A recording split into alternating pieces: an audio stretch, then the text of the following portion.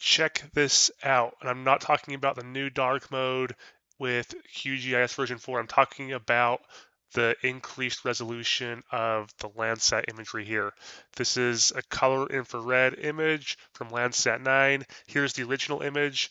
Now let me turn this on.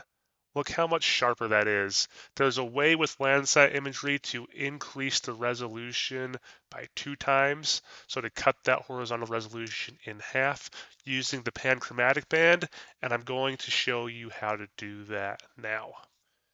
To start, I'm going to make a whole new QGIS project, and I'm not going to save anything here, so you can see this happen from square one. What you need to do is go to Earth Explorer and download a satellite image.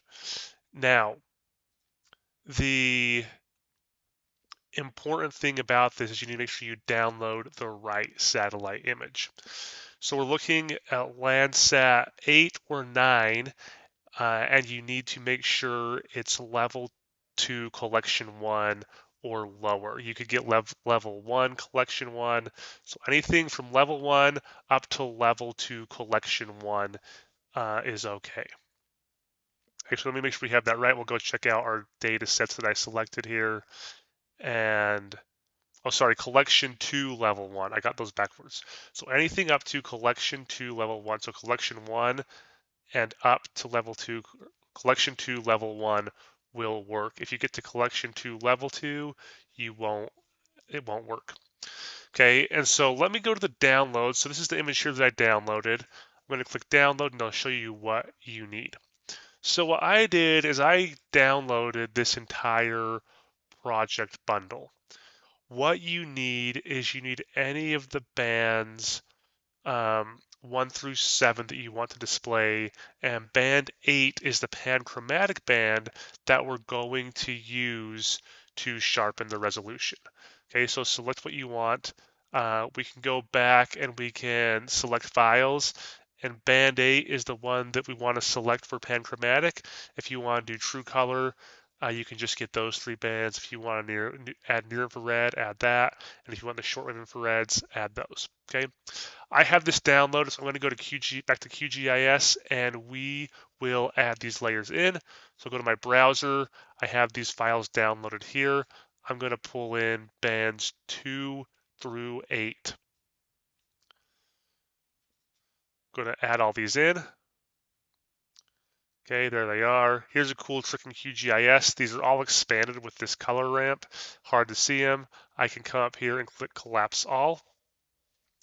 And now what I'm going to do is make a virtual raster that has bands 2 through 7. So to do that, we'll go to Raster, Miscellaneous, Build Virtual Raster. I'm going to select my inputs. I'm going to click Select All, remove band 8, click OK. Come back, place each input file into a separate band. I'm going to save this to a temporary file. You can save it on disk if you would like to. I'll click Run. That's completed. We can close this. And now we have this virtual raster. Let's slide it up. And we can see the colors aren't quite right. Let's go ahead and change the display. Click here, come to our layer styling panel, and we'll go to multiband color. So we can go 4, 3, 2, 3, 2, 1 to get true color. You can see it's a little dark. We can play with our settings. But what I want to do is I'm going to make this color infrared. So I'm going to go 4, 3, 2 to make that vegetation really pop. And then we can zoom into a location just to see what this looks like. Here's the location I showed in the thumbnail. Now, to pan sharpen this, it's actually really easy to do. We're going to go to our processing toolbox. So you can access it here or processing toolbox. And you need to have the GDAL or GDAL or GDAL tools installed. And if you want to know how to do that, go check out my QGIS installation video. And it'll show you how to do this to install so you have all these tools. I'm going to go down to Raster Miscellaneous. I'm going to click on Pan Sharpening right here. Now in the pan sharpening, I need to select my spectral data set, which is the virtual, and my panchromatic data set, which is band 8. And then we need to select a resampling algorithm. I'm going to stick with the cubic. You can change if you have a reason to change, otherwise the cubic should work for you. I'm going to save this to a temporary file, and I'm going to click run. All right, this is going to take just a minute to complete, so I'll pause while this pan sharpening happens. Okay, so you'll notice we have an error here. The layer added in, we have an error. Let's see if we can figure out what it is. I'm not sure what the issue is because the process completed successfully. But let's go take a look at the log panel just to be sure. So we can close this, right click here, go to panels and log messages panel. That opened up on my other screen, so I'll pull it over. And I don't see anything that would give us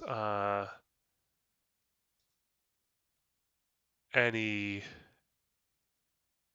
issues here. Looks like everything